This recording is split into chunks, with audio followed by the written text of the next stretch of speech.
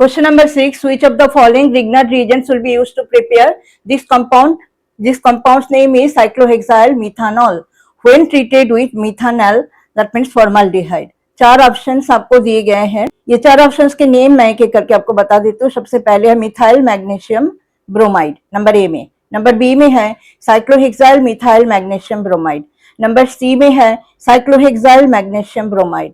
Number D में है cyclohexyl ethyl magnesium bromide. अब रिएक्शन देख लीजिए किस तरह से है. अब रिएक्शन को देखने के से पहले करेक्ट ऑप्शन हम चूज कर लेते हैं. Number C will be the correct option, cyclohexyl magnesium bromide. Cyclohexyl magnesium bromide के साथ अगर मिथानॉल का रिएक्शन करें तभी हम साइक्लोहेक्साइल मिथानॉल बना सकते हैं.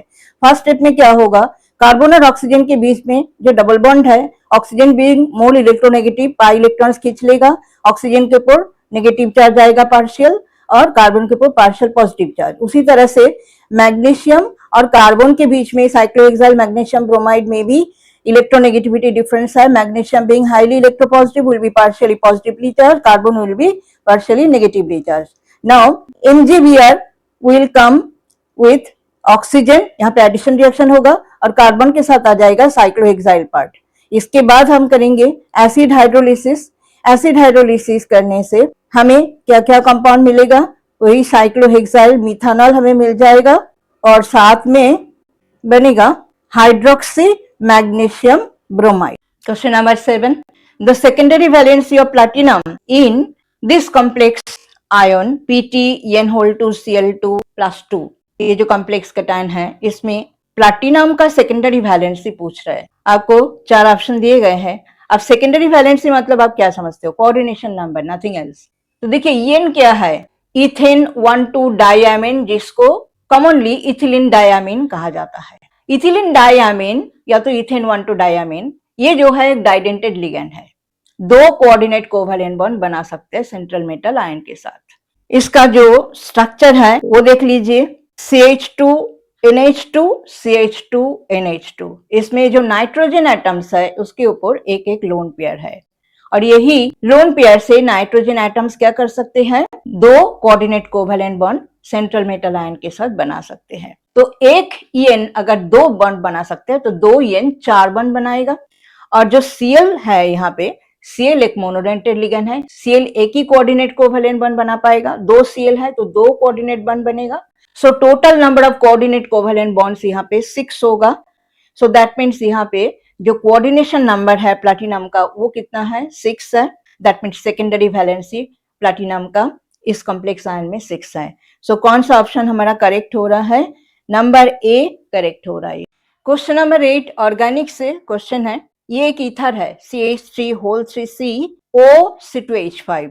इनमें से कौन सा ऑप्शन करेक्ट होगा, इस कंपाउंड का रिएक्शन जब HI के साथ होगा. तो आपको पता है कि जो HI है ये पहले H+ और I- में कन्वर्ट हो जाएगा और जो ईथर है आपका इथाइल टर्शियरी ब्यूटाइल ईथर, ये पहले H+ को एक्सेप्ट करेगा बिकॉज ऑक्सीजन के पास दो लोन पेयर्स होते हैं. तो ये एक H+ को एक्सेप्ट करके पहले प्रोटोनेटेड ईथर बनेगा. तो प्रोटोनेटेड ईथर में अभी ऑक्सीजन के ऊपर जैसे ही उसने एक H+ को एक्सेप्ट कर लिया, उसके ऊपर प्लस चार्ज आ गया, एक पेयर इलेक्ट्रॉन उसने डोनेट किया H+ को एक्सेप्ट करने के लिए. प्लस चार्ज जैसे आ गया तो ऑक्सीजन क्या करेगा, अभी बॉन्ड के इलेक्ट्रॉन को वो जो है ले करके अलग हो जाएगा because it is highly electronegative. ये कौन सा बॉन्ड टूटेगा यहाँ पे, O और C2H5 के बीच में कि O और CH3COO3 के बीच में. यहाँ पे रिएक्शन SN1 मैकेनिज्म को फॉलो करेगा. 3 degree carbocations are very very stable and that is why यहाँ पे बॉन्ड, ये वाला बॉन्ड जो है CH3COO3 और O के बीच में जो बॉन्ड है वो टूट जाएगा और ये टर्शियरी ब्यूटाइल कार्बोकैटायन जो कि 3 डिग्री कार्बोकैटायन वो बनेगा और साथ में जो है C2H5OH बन जाएगा. अभी ये जो टर्शियरी ब्यूटाइल कार्बोकैटायन है इसको अभी I- इमीडिएटली अटैक करके CH3COO3 प्रोड्यूस कर देगा. दैट मीन्स हमारा जो दो प्रोडक्ट यहाँ पे बन रहा है दे आर, नंबर सी में जो दिया गया है वही है CH3COO3 and C2H5OH, tertiary butyl iodide and ethanol. Question number 9 है, देखिए aniline on direct nitration yields. आपको यहाँ पे जो ऑर्थो, मेटा और पैरा डेरिवेटिव्स के परसेंटेजेस वो 4 ऑप्शन में आपको दिया गया है। करेक्ट ऑप्शन आपको चूज करना है। तो यहाँ पे करेक्ट ऑप्शन नंबर सी होगा। 51% पैरा, 47% मेटा, 2% ऑर्थो डेरिवेटिव्स। ये ऑप्शन क्यों करेक्ट होगा? ऑर्थो डेरिवेटिव्स इतना कम क्यों बनेगा और मेटा डेरिवेटिव क्यों इतना हाई अमाउंट में बनते हैं? इसका कारण सुन लीजिए। पहले रिएक्शन देख लीजिए। जो एनिलिन है उसका जब नाइट्रेशन होती है, नाइट्रेटिंग मिक्सचर जो कि कॉन्सेंट्रेटेड नाइट्रिक एसिड और कॉन्सेंट्रेटेड सल्फ्यूरिक एसिड का मिक्सचर है, उससे उसको ट्रीट किया जाएगा।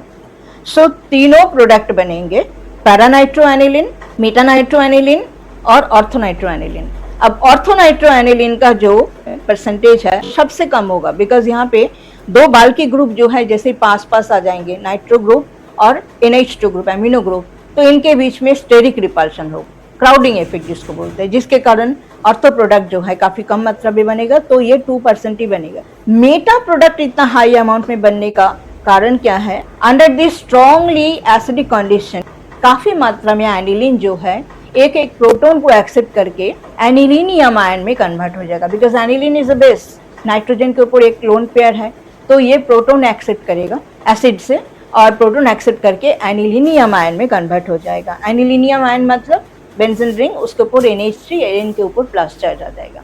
नाइट्रोजन के ऊपर प्लस चार्ज आ जाने की वजह से ये क्या करेगा? बेंजीन रिंग से इलेक्ट्रॉन को विथड्रॉ करेगा। It will be electron withdrawing group and electron withdrawing groups are meta directing. Nitrogen के ऊपर प्लस चार्ज आने की वजह से बेंजीन रिंग से इलेक्ट्रॉन विथड्रॉ करेगा, जिसकी वजह से ऑर्थो और पैरा पोजीशन में आ जाएगा प्लस चार्ज, और मेटा पोजीशन में कंपैरेटिवली इलेक्ट्रॉन डेंसिटी जो है हाई रहेगा, जिसकी वजह से जो नाइट्रो ग्रुप है वो मेटा पोजीशन को अटैक करेगा और मेटा नाइट्रोएनिलिन इसी वजह से जो है सिग्निफिकेंट अमाउंट में प्रोड्यूस होगा। सो ऑप्शन सी यहाँ पे करेक्ट आंसर है।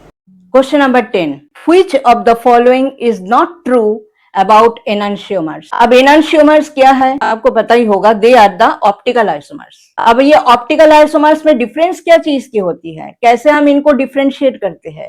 इनको डिफरेंशिएट करना पड़ता है बस एक प्रॉपर्टी से, that is they are specific rotation, optical rotation. दोनों का जो स्पेसिफिक रोटेशन है मैग्नीट्यूड तो सेम है लेकिन डायरेक्शन सेम नहीं है।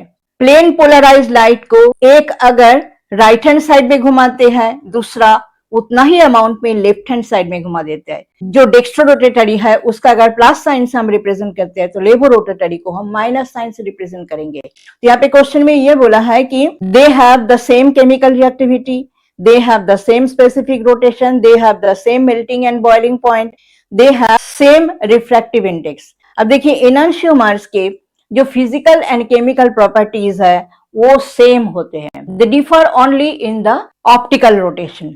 ऑप्शन बी यहाँ पे करेक्ट हो रहा है, जहां पे बोला गया है कि they have the same specific rotation. It is not correct.